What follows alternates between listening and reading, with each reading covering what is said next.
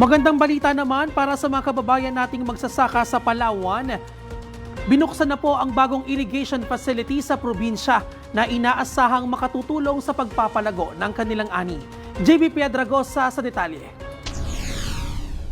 Kasabay ng inaasahang banta ng matinding tagtuyot o El Nino sa bansa, malaking tulong para sa mga magsasaka sa munisipalidad ng Aburlan sa Palawan ang bagong Ibato-Iraan Small Reservoir Irrigation Project na pinasinayaan ni Pangulong Ferdinand R. Marcos Jr. Ang nasabing pasilidad ang kauna-unahang reservoir type irrigation project at ang pinakamalaking irrigation facility sa isla.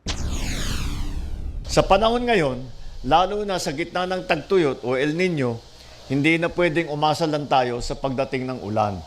Dahil nagbabago pati ang panahon. Kaya talagang kailangan ang mga irrigation project na ito.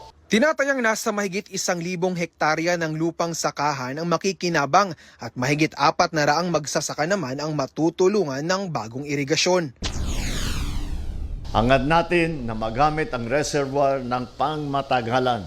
Layunin din nito, gawing mas panatag ang inyong loob sa bawat panahon ng taniman, tag-ulan man o tagtuyot. Higit pa rito, inaasahan ding makakatulong ang Ibato-Iraan Small Reservoir Irrigation Project sa pagpapalakas at pagpapaganda ng kalidad ng ani ng mga magsasaka sa probinsya. Inaasahan natin ang mas maraming sako ng bigas, mas masaganang ani sa gulay, mas malaking kita para sa ating mga magsasaka. Nagpaabot naman ng kanilang pasasalamat ang mga magsasaka sa lugar. Kay President Bongbong Marcos po, Jr., salamat po sa nitong dam na matapos na para po kami meron na po kaming pangkabuhayan dito sa Sangpangan, Aburlan, Palawan. Nagpapasalamat po ako kay Pangulong Marcos dahil natapos na itong patubig.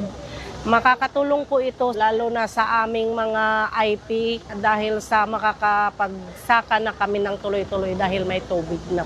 Tiniyak ng Pangulo na patuloy ang paglulunsad ng administrasyon ng mga programa at proyekto na makakatulong para mapagaan ang buhay ng lahat ng magsasaka sa bansa. Para sa totoong balita sa Bagong Pilipinas, JB Piedragosa, Congress News.